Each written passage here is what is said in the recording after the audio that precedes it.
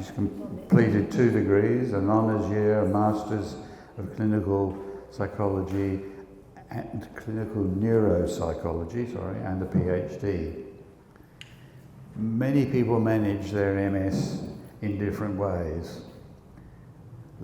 Lisa boasts she has made a career of it.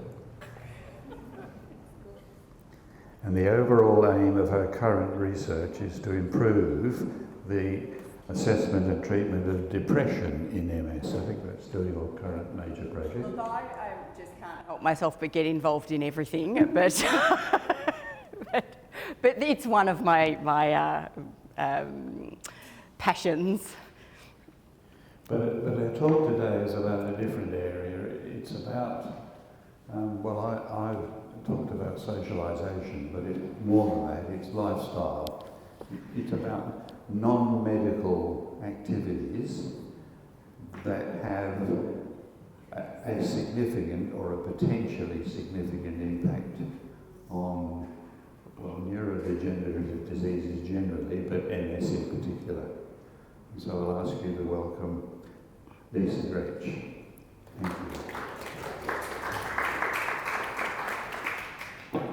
Thanks, Nigel, for that lovely introduction. Now, can everyone hear me, or do I need to go to that? I'm pretty loud anyway, so I usually get told to shut up rather than to speak up, but let me know if I need to talk louder. So, as Nigel has stated, I am a person with MS, and I keep looking up there, but I don't need to, it's right in front of me.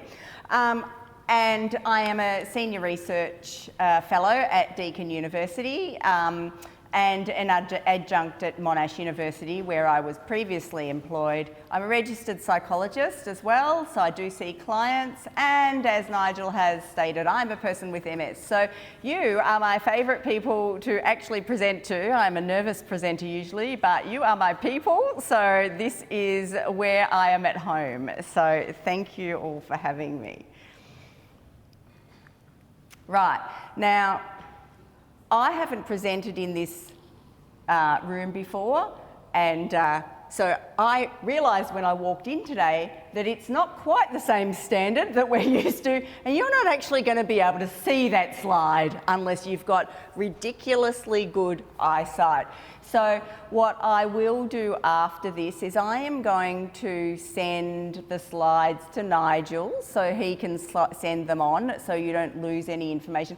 We've also got a beautiful handout there, and Edward, who is doing a PhD in nutrition in MS, and we're going to give you some information healthy diet in MS.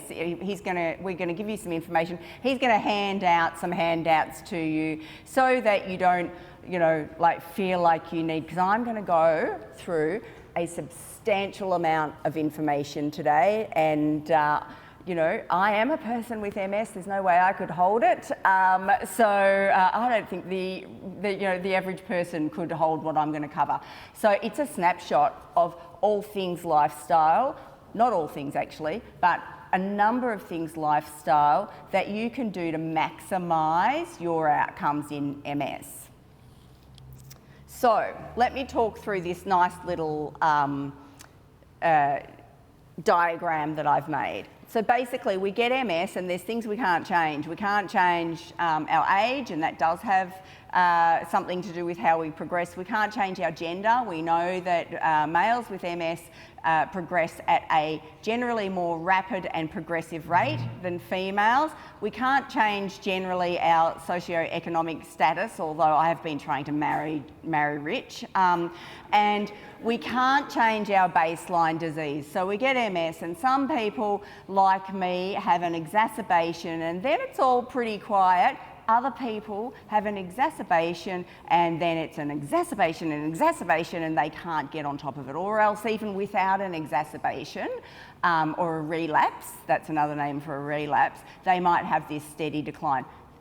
So they're the things that we can't change, those baseline things that happen. But what we can change is we there are negative risk factors for how our MS will progress, how our quality of life will progress, how our mental health will progress, and there's positive risk factors. They're the things that you guys can control, that every person, but certainly every person with MS can control. Doesn't matter about age or disability, you can make a difference in your outcomes. And that's what I really want to talk to you about, because what you can control is incredibly important. It's the difference between becoming a victim, I guess, for want of a better word, to MS, or actually just, as George Jellinek would say, taking control of MS. But certainly from that perspective of maximising your own outcomes and your ability to make the most of your life.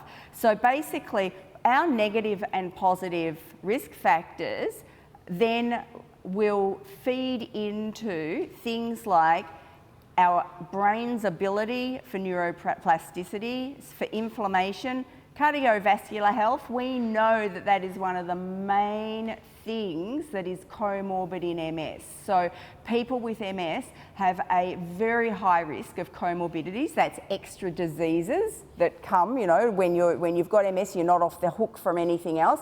We know that people with MS will then have higher risk. And so doing the best that you can to make sure that those risks are reduced for you is really important too. That intermediate mechanism that those positive and negative factors, so negative factors, they're all ramped up, so, you know, higher inflammation, etc. Positive factors brings them down. Neuroplasticity up, that's how the brain reorganises itself, inflammation down, etc. That leads to brain function outcomes, or better brain function outcomes, so cognition, fatigue, emotional regulation, well-being, quality of life, participation and independence, and ultimately disease outcomes, so disability progression. And we have evidence to show this, so we're not just mucking around here.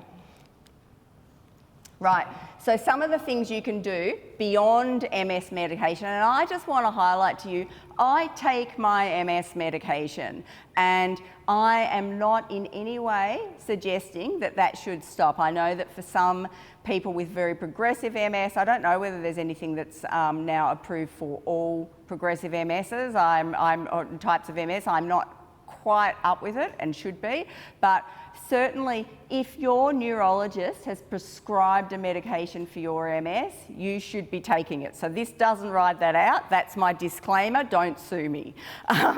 So basically there's lots of things though that you can do and should be doing to help maximise your outcomes. These include physical activity and fitness, diet and nutrition, psychological support, social connectedness, cognitive reserve and cognitive engagement, and that's what Nigel's talking about a lot with social aspects as well. So I'm going to go into that a bit more. Sleep quality and cigarette smoking. Do not cigarette smoke.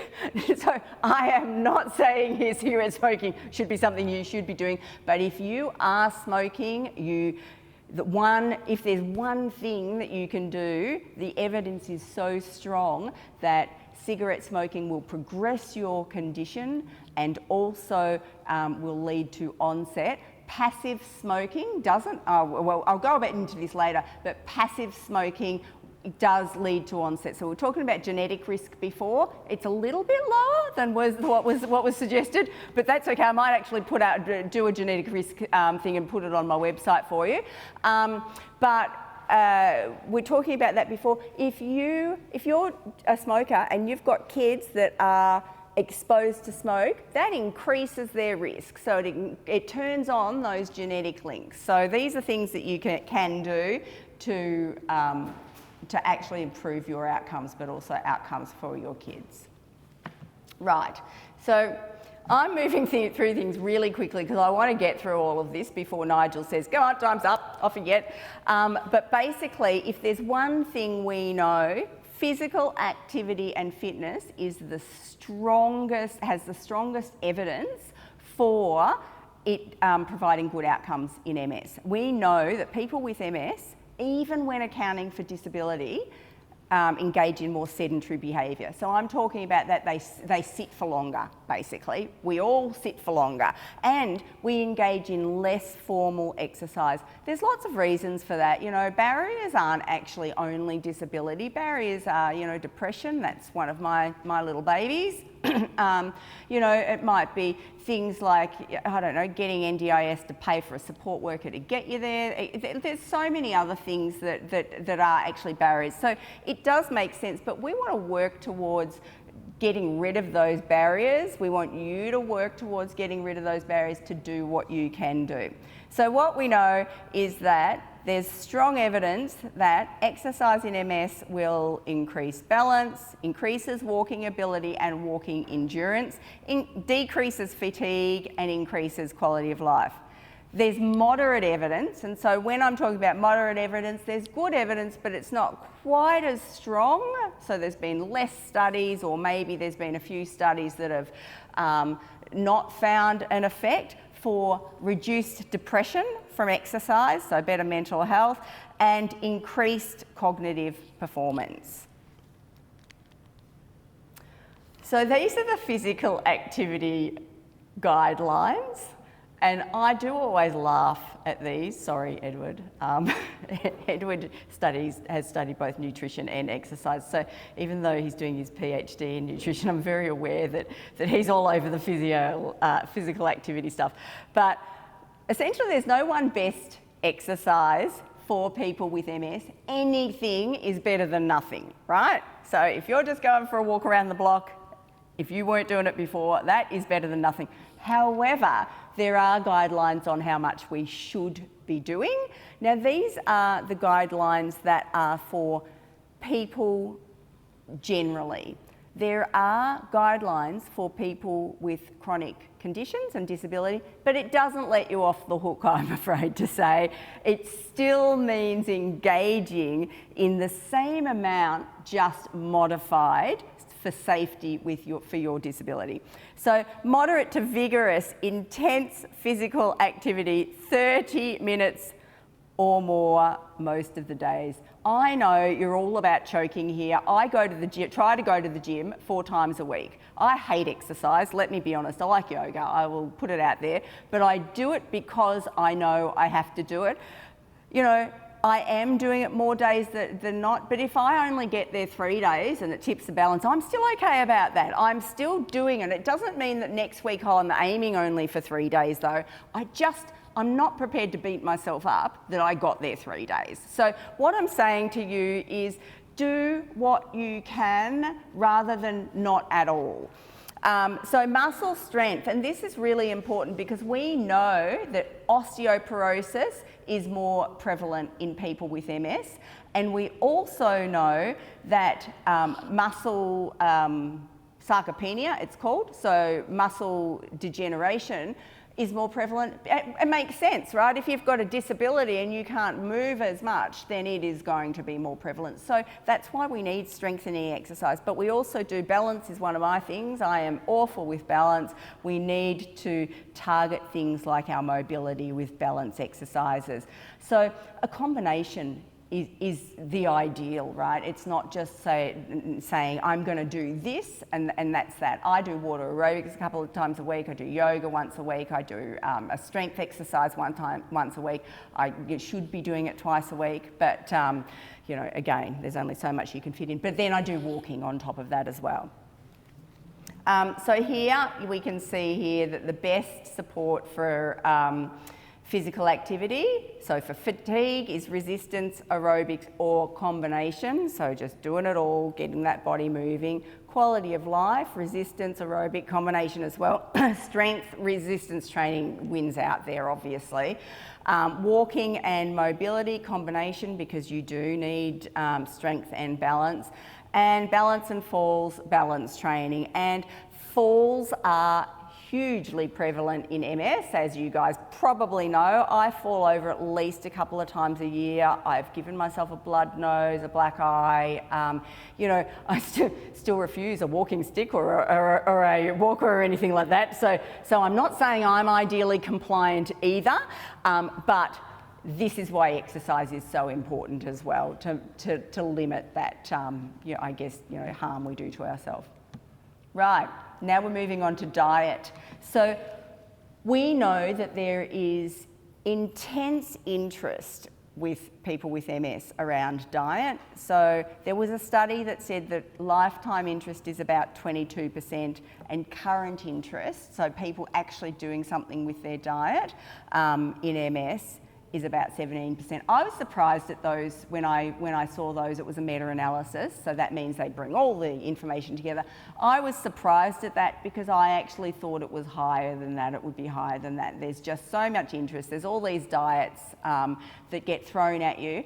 I researched with Edward on their study that is educating about diet, and when we were in development phases of that, the big thing that I kept getting across was, and you know, they knew it because I wasn't the only person that with MS they were talking to, it's confusing, you know, do I eat red meat? Don't I eat red meat? Do I eat milk? Don't I eat milk? You know, and then you hear all of these other things about salt, etc. So it is confusing, and that's why I encourage anyone that is actually keen on going through an education program to actually sign up for the program that Edward's given you some information about. But what we do know about diet is that the research is hard to do. And so there's less studies of really good high quality, and they're smaller studies when they are of high quality. They're what we call heterogeneous, so they, you know, there's lots of different elements, they're measured in different ways, etc. There's different definitions of what we're calling diet, and also there's lots of risk to bias, because we know that people that stick these studies out are probably more disciplined as well. So we really do need to be accounting for those sort of things, you know, how well they were at sticking to diet, etc. Previously. So that said, and you know, that it's hard to actually do this research. There is research, and it should not be written off. Because we do have research to show that diets in MS can help to better the outcomes. And so there's been studies done in low-fat, Mediterranean, ketogenic, anti-inflammatory, paleo, fasting, calorie restriction. There's been a few in the you know, the MS-specific fad diets, but most of those I've just, rather than naming any of the diets, I've just put them into here. So what we do know about diet and nutrition, and we know that the evidence isn't as strong, but there still is good evidence that for fatigue, low fat and Mediterranean and paleo has shown a good effect for lowering fatigue. Quality of life up, disability and relapse, Mediterranean diet, onset of MS, Mediterranean diet, and that was with a retrospective study, so that means that they went back over information that was collected rather than looking forward when they enrolled people, and inflammation down, and Mediterranean, plant-based, calorie-restricted keto. The thing that I would say about this is that if you're eating better and all of these diets, if you're following them, you know, they reduce your risk of highly processed, or your intake of highly processed food, etc., then that's likely to be having the effect. So what we know is that eating healthy is critical to people with MS. The main evidence is for the Mediterranean diet, and hallelujah, because if I'm going to follow any sort of eating regime, that's the one I'm going to be wanting to follow. And did you, hallelujah? We're in a, anyway. So what we know, and look, I'm just making the point here, yeah. Or what's a basic Oh, basic medical, that is probably far too much for this, but you can look it up online. So it's, but what I would say is it is lots of vegetables, fruit and vegetables, and limited red meat, lots of fish intake. So you can, so all of the good foods, but definitely I would encourage you to look it up online. The only thing I encourage though is look it up on a reputable site, and I've given you some links on your handout for reputable sites, and also go and see a dietitian. If you've got NDIS, you can see a dietitian on your NDIS plan. So I recommend that you know, if you're not sure, if you need help in this area, do that. So what, if anything, if nothing else, follow the national guidelines. You'll all know the pyramid, we learnt it in school, and so follow the national guidelines, limit your intake of highly processed food, and also see a dietitian if you feel like you need support there. Mental health. This is my little baby by professional qualification and personal experience. So depression occurs, statistics vary, but in around 50% of people over the lifetime of MS. Anxiety, a bit lower, but 40 to 50%, especially around the early years of diagnosis when we're in that real unknown period. We also know that there is a high prevalence of people with MS that are either not diagnosed or diagnosed and treated, but not treated high enough. Or well enough, or you know, they're on a baseline antidepressant, but they need some counselling as well, etc. So it's not bringing them into sort of a place of recovery that they could. So what we do know from the evidence is that the impact, and most of this is on depression. There's, you know, it's more emerging now on in anxiety, but most of it is on depression. So I'm going to talk about what we know about depression. Cognition down if depression is up, quality of life down, kind of makes sense, doesn't it? Medication adherence down. It is harder for people who are experiencing depression to take their medication. Also, symptom burden is up, fatigue, disability, and work and social participation down. If you are experiencing depression, you're not likely to want to get out of bed. So what we do know though is, and I've only looked at the non-medication stuff here. I'm on an antidepressant, I'm at the highest level of antidepressant, and I would not stop taking it. So I'm not saying don't take antidepressants, I am very pro them. But there is good evidence that psychological support can help. And so what we do know is CBT is pretty much brilliant for everything. Cognitive behaviour therapy, that is. Not all psychologists know how to do it. Not all psychologists do it well, so that's a question that's worth asking. But also mindfulness. So you've probably heard about mindfulness. Mindfulness has a ridiculous amount of emerging evidence, good evidence and emerging evidence. So they're the two that we do want to look at for things like reducing depression, reducing anxiety, stress and distress, increasing ability to regulate our emotions, improving quality of life, improving fatigue, no arrow there, but let's just assume that we're making that go down, and cognition up, because we know that depression actually limits our cognitive ability, reduced information processing, which is an issue that happens in MS anyway, so we want to maximise our ability to process information. And symptom burden down. So we know that when people experience depression, everything feels more crap. And so whether it's subjective or objective, meaning whether it's only your experience of it or whether it's measured on some scale, doesn't actually matter, because your experience of it is what counts. And so we want to make your experience of those symptoms as much limit the negative experience as limited as possible. So that's why it's worth improving depression, but also adaptive coping up as well.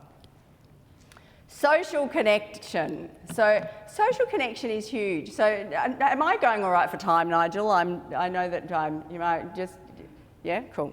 Okay, social connection is huge. So social connection keeps our brains, like all of the neurons sort of connected and doing what they need to do. So that doesn't necessarily mean that you need to go out and be with a whole heap of people all the time, especially if you're an introverted person and you hate social gatherings. Social connected is not necessarily just that. Some of my clients that I work with who have quite difficult issues with getting out into the community, sometimes it's just actually going and having a cuppa in a cafe where there's other people around because you ordered that coffee. You are sitting there watching the world go by. You see a gorgeous dog and you will, say hello to it even if you ignore its owner. But so social connection does not necessarily mean that you are needing to go to social gatherings. But if that's your thing, get out there and do that. Do what works for you. Okay, so what we know with social connection, mental health up, makes sense. Quality of life and well-being up.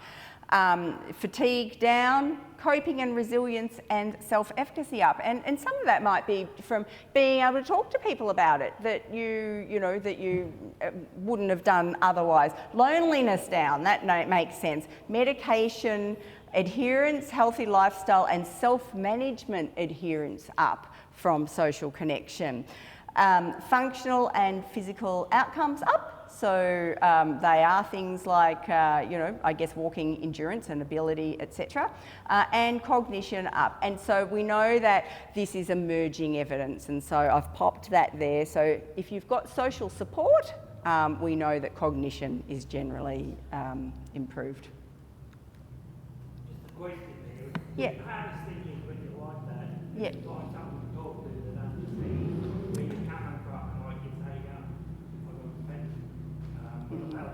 things, and I say, like, I'm lost and I don't know where to go, which direction, but until I actually had a friend come and say, well, what's your problem? Sat down and talked to me, and said, well, let's go and look at what you want to do, and then she just said, well, let's get into it, and she's the person with that mess. Yeah. And I said to her, how do you cope? And she said, oh, she's got a family, I don't have a real lot of support from that. It's all right to say all these things, but where do you find the right I agree with you, and like I said, if you are more of an introverted person, you don't even want to do it. You don't want to talk to people. So I'm not saying that it necessarily is a just get out there and have a party type of social connection, but it's about finding that person. So it's about wanting to find that person. So for someone like me that hates exercise, that loves eating, all of the naughty foods and everything, it's not about being perfect. It's about committing to yourself in little steps. So if I get my head around one thing and then I can do it consistently, right, now it's the time for the next thing. If I just said to you, oh, you go out and do all of this tomorrow, you just wouldn't. You would find that it would be too exhausting and you would just give up and actually probably end up in a worse place. So that's definitely not the message here. The message here is that there are things you can do, and it's about working out what you can do with you. So with social connection, so definitely the evidence suggests peer support programs, and assuming, Nigel will be a better judge of this, but assuming MS Plus haven't messed with those too much, then they do have a good social support network like I was saying, you're my people, right? I love talking with you guys because you have MS, you get it, you get that you run to the toilet bloody 20 million times a day and all of those things that the average academic that I talk to doesn't have. Peer support groups get it too. They get that, we, and I can't believe I'm actually even saying this to people with MS, we had a chat in our peer support group one time about how we hadn't made it to the toilet, and we're talking about bowel and bladder here, we get it. They're the things that you're not going to talk to your neighbour about, But so link into those things that you feel comfortable with, but only if you feel comfortable. For some people, peer support groups aren't their thing, and that's okay too. This is the thing, it's about what works for you that you will do, rather than saying, so, you know, I could tell you as medicos and you know, psychologists tell clients, do X, Y, and Z. If it's not going to work for you, you're just going to walk out of that room and it's just like, you know, I'm going to see you next week and I'll say, how did you go? And you've done nothing, right? So that's not the aim here. The aim is small steps that are going to work for you. And so we do know peer support works because people get it. We do also know that digital peer support, so in-person and group, is fine. You can do one-on-one peer support as well, but you can do it online, and that's great for, you know, if you're a busy person or if you've got mobility issues, you know, jumping online is easier but still helps you connect. And we do know that depression down, anxiety down, stress down, quality of life down. Online has shown evidence of emotional support up, coping up, social connection up, which kind of makes sense. So there are ways about it. So we also know that partner and family inclusion in interventions improves relational function, because we know that our partners sometimes don't get it, right? So the people in our lives, our family don't get it. So involving them in groups, and I'm not saying that's always easy, but involving them in, you know, seeing a psychologist or a family therapist or something helps them to get it and improves relational function. Cognitive reserve, this just like feeds in beautifully. So what we know about cognitive reserve is that thing that happens when you get a new lesion or damage in your brain, but your ability for your brain to still work is maintained. And what we know is eventually with MS, what happens, you know, damage, eventually we start to see these impacts because the brain can't cope anymore. So cognitive reserve is that thing that we want to try to maintain, and that includes things like educational attainment. Nigel reeled off a whole heap of my achievements. I would call myself overqualified. I just finished my second master's. I've chosen that, and even though some you know, say educational attainment, you know, is a fixed thing, it's not. It's absolutely not. Do a short course, you know. Pre-morbid intelligence is another way it's measured, and so that's measured in, you know, you read a list of words and whether you can pronounce them and also talk about what they are is a measure of that. Employment attainment, so whether you have done employment that utilises, you know, brain sort of functioning more like a management position, for example. And leisure activities, and this is the one that's really important, because you don't have to walk out of here and think I'm going to join, you know, do a long course or anything. But if you like things like Sudoku, do it. If you like doing puzzles, do it. If you like, you know, reading, do it. These things are the things that are really good for you. If you like social engagement, do it, because that will build cognitive reserve as well. It's not a fixed thing. It is something that we can continue to improve.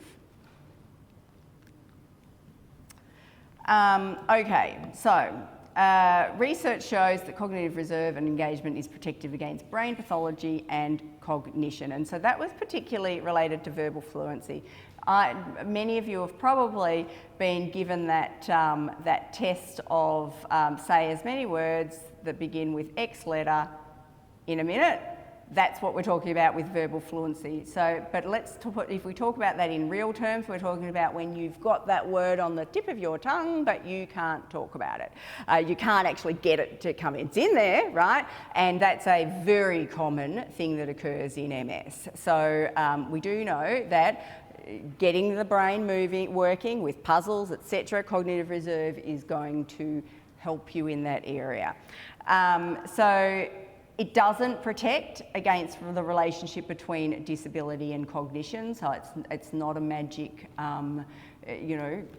do it, but it's not going to necessarily protect between or enhance things like, walking ability, etc. And it may be reduced by depression and fatigue. And this is really important because, again, it highlights that interconnected fact. You've got to try to get on top of those things to maximise other areas. Sleep quality, and I am a cat person. So I'm not going to spend too much time on sleep quality. But basically, it makes sense that poorer sleep quality, fatigue up. Fatigue is huge in MS as it is. Cognition down, depression up, anxiety up, quality of life down. So we know that lots of people with MS have real difficulty sleeping. Work with an expert to get that as good as possible. It might not be perfect because, let's face it, if you're like me, you get up to go to the toilet regardless in the middle of the night, but it's about being able to get yourself back to sleep. And so it's maximising your sleep quality rather than making it perfect. So it is definitely worth working with an expert. There are interventions, so CBTI is particularly related to sleep. It'll build in what we call sleep hygiene, so things like not having stimulants after a certain time, not eating too close to bed, etc., etc., etc. We do know that working on your sleep improves not only your sleep quality and your insomnia severity, but obviously reduces fatigue, because if you're having a crap night's sleep, then you're likely to have fatigue. So this is what I said earlier. Smoking, we know, is a risk factor for progression. If you smoke, if there's one thing that you're going to take from this, please consider the effect on your MS. Because we do know that it's a well-established risk factor. I used to smoke, I know how hard it is to give up. But basically it increases MS risk. I always wonder whether I wouldn't have got MS if I didn't smoke previously. It is related to faster disability progression. The evidence is about as strong here as it is for physical activity. It is strong. We're not joking. It's not sort of like a maybe thing here. We know that it causes poorer outcomes. Passive smoking increases risk onset, but there's less evidence to say that it'll increase disability progression, which is really good because my 81-year-old dad still smokes in front of me, and I'm not, that freaked out that I'm going to, progress with my MS as much. The good news, alcohol, no link, except for beer, but I think that was in pretty heavy beer drinkers, right? So I wouldn't take too much from that. That was just one study. There is actually evidence that alcohol is protective, but again, it is not robust evidence. So don't go out and take up drinking because I've said that, because we can't guarantee it. What we do know is alcohol use disorder, that's really high consumption, is related to onset of MS, but that's probably because of all the other things that go with it. If you've got an alcohol use disorder, you're more likely to be smoking, to have socioeconomic difficulties, etc. So it is really nice to know that there is one vice that we actually can do in MS. Behaviour change tips, and I think this gets to what you were saying before. It really isn't an all or nothing. So some is better than none. If you're not going out and, into the community, etc. at all at the moment, going out once to start is good, once a week. If you're not doing any exercise at the moment, a walk around the block, and if you can keep that up consistency, is better than not doing a walk around the block, okay? So let's wipe off all the what we do know of the ideal. Just do what you can and what you can sustain, and commit to trying to improve that over time. It's a lifelong thing. I will never get to perfect, and that is okay. It is just about appreciating that if I have my little binge of eating or no exercise one week, that you know, that was a bad week. Next week's going to be better. So find your why. I have a daughter with a very severe disability. She is my why. I do not want her to end up in a group home, in accommodation where I know that she's at really high risk of abuse and neglect. She is my why. I will, you know, I've changed my life for her. There's so many things that I do for her. But you need to find your why. Your why might be that you want to be able to play with your grandchildren. Your why might be that you want to be able to, I don't know, it can be anything, right? It needs to be your why, but it's not a short-term why. It's not a, I want to lose weight why. It's, why do you want to lose weight? What does that help you with? That's the thing that's going to keep you going. Small steps rather than all or nothing. I think we've covered that. Find what works for you. What I do doesn't necessarily work for you. What the doctor tells you to do, what your therapist says to do, doesn't necessarily work for you. You need to find what works for you because it is the only way you're going to actually maintain it. Prioritise it. It's just like going to work. I friggin' hate the gym. Sorry, Edward. But I go because I know that I need to do it. And also set yourself goals. So be specific about the change you're going to do so that you know whether you're succeeding at that change. Now, I just saw Nigel roll a bit closer, so I'm gathering that I need to just, okay, and that is okay actually, because the online resources that I've provided there that, don't worry, I know that you can't see, are all on your handout. So that is fine. I'm going to send Nigel the electronic copy which you'll actually be able to link to, rather than having to try to copy it in. But they're just for your, you know, for some of the ideas that you could try. But get support when you need it. This is really important. Seek out help. And so I've provided links there to all of the different professional organisations that you can seek out, well, not all of them, but, you know, like a selection of reputable organisations that you can get in contact with to seek help in the areas that I've spoken about. Now, if you are interested, plug, in doing our study on learning about diet and nutrition, then you all have information about that handed out to you now, and we are still recruiting for that. Like I said, the lovely Edward, who is with us today, is doing that for his PhD. This is a much more onerous study and unfortunately doesn't have as wider ability to do, but if you're over 30, which I reckon we can cover off in here, and unfortunately there are mobility issues around it for safety reasons, but if you can stand and do the exercises while standing, essentially if you're interested, get in contact and we will walk you through that. But you actually have to turn up to a site and you have to do it 2 days a week. So there's a lot involved in that. The end. Thank you, everyone.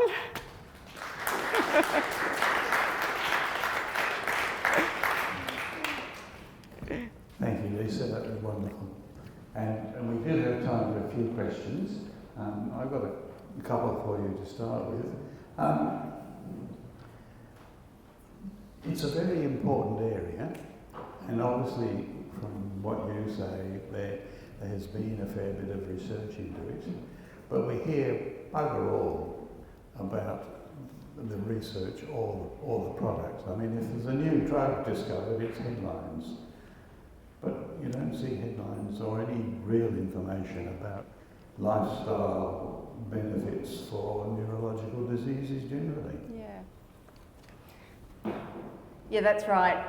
And one thing that I will say about that is because our health system is unfortunately underfunded and we have quite a fragmented health system. We're getting better over years in multidisciplinary care, but if you think about going in to see your GP as a person with MS, if you're anything like me, I go in and I basically say, Nolene, just kick me out when I run out of time, and she goes over time anyway. So we have a lot that we want to talk about anyway, and that's the same with our neurologist or whoever we're going into, and then they have to do their little assessments so that they're very important assessments so that they can tell whether we've progressed, etc. as well. So part of it is a time factor, fundamentally just it's a logistical factor.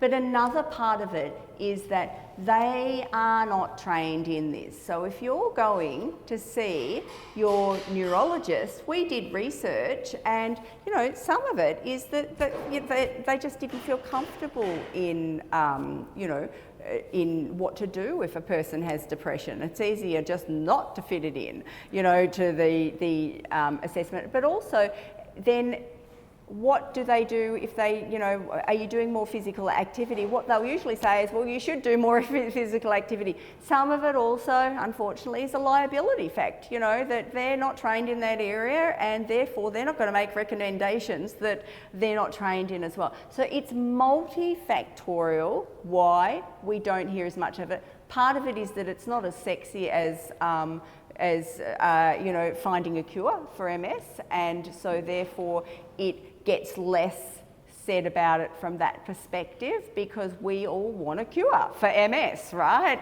We all want remyelination, and so, you know, telling you that you should go to the gym is just not as good as saying you can give me some medication and it's going to fix me up.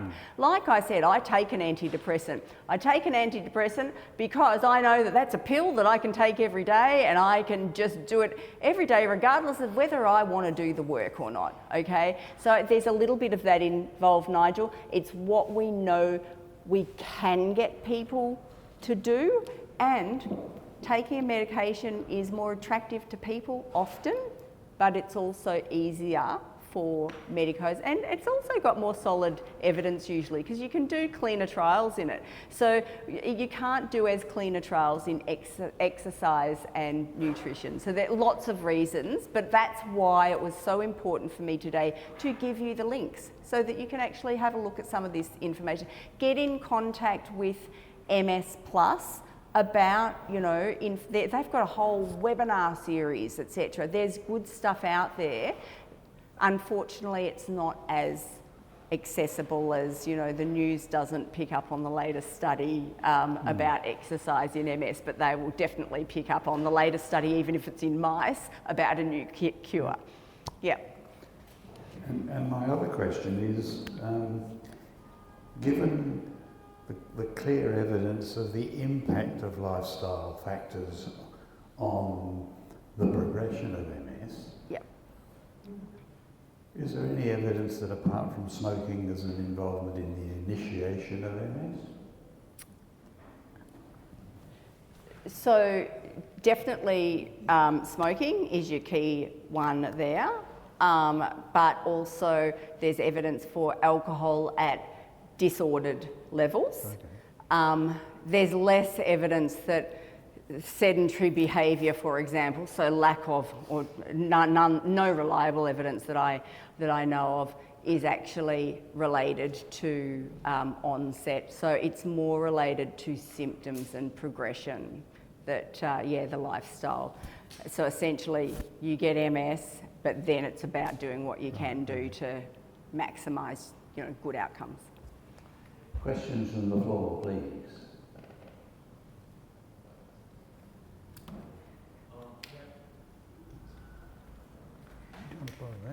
Yeah.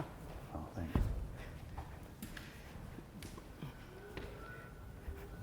Did you put the link for sleeping in your sheet of information?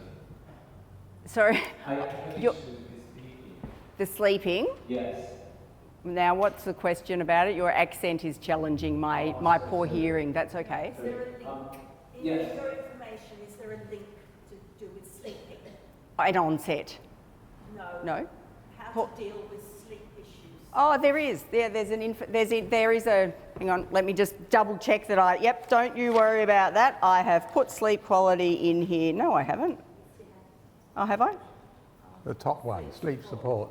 Oh, thank goodness. Sleep support, yep, but also sleep fits into the psychologist's realm. So if you are having difficulty, social connection does as well. So there's some things that I haven't put a specialist there, because if you looked up a specialist for a sleep doctor, you'd get sent off for a sleep study. But we don't want to start there. We want to start with, making sure that your sleep practices are good. So psychologist, even a social worker, not even, they're psychologist or social worker, just take my foot out of my mouth. But yeah, anybody that works on those lifestyle things. Social work is brilliant for social connection as well. So work with those specialists, yeah. A lot of this stuff's, it's fine to say that all this not online stuff and that, but how do you get on to someone like me that has literacy problems, can't access all this stuff, and yeah. Agree, I absolutely agree, and I think that it's then about working with an expert, working with a professional to be able to help link you in, working with someone like MS Plus to help link you in, working with your friend that you said that you connected with to help link you in. So I do understand that we are now in this world where, technology has come in whether we like it or not, and it does challenge some of us, me included.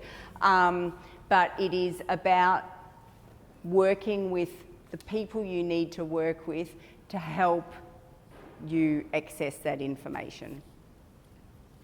And I'd like to add a comment there. This is an area where being part of a peer support group can be very useful. You're good, because there will be people in your peer group who are young enough to be involved regularly with social media and the computer, and because they're part of a peer support group, you can talk to them and they can talk to you, so do so. Yeah.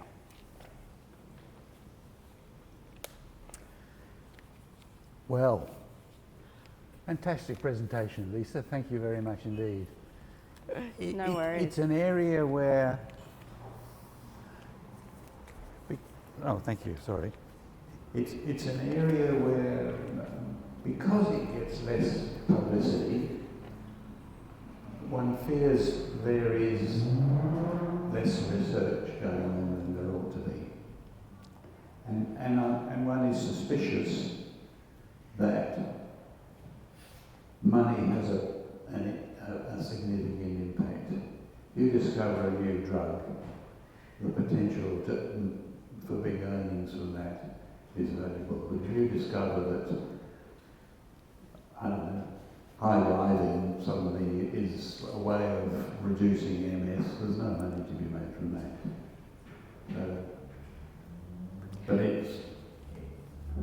it's reassuring to know that there is information out there. Yeah, and Nigel, I would just like to assure everyone that there is money going into this. So the study that we're doing, the MS Strong study, $1.5 million. Studies aren't cheap, so I know that sounds like an eye-rolling amount, but so there definitely is money going into this. One of the issues that this type of research has is translation. The Strong MS study was developed for translation, and what I mean about translation is study happens, we find out the results, and then it stops and nobody can access the bloody thing. The good thing about Strong MS is that it is a program that is already rolled out across the country, and so we want the evidence that it is safe and works for people with MS specifically. It's already available. In fact, we've got a person with MS we had to knock back because she was already doing it, unfortunately. So now she has to go and keep paying for it because we couldn't enrol her in our study. So that's the issue that I think that this research needs to get better at. It's translation after the fact, and definitely funders are getting better at making sure that that's built in. Good. And please join with me to thank Lisa. Thanks, Nigel. And we will have a small gift for you up there. Thank you. Thank you. And I'll just take my water bottle so I don't leave it. We have a break for lunch.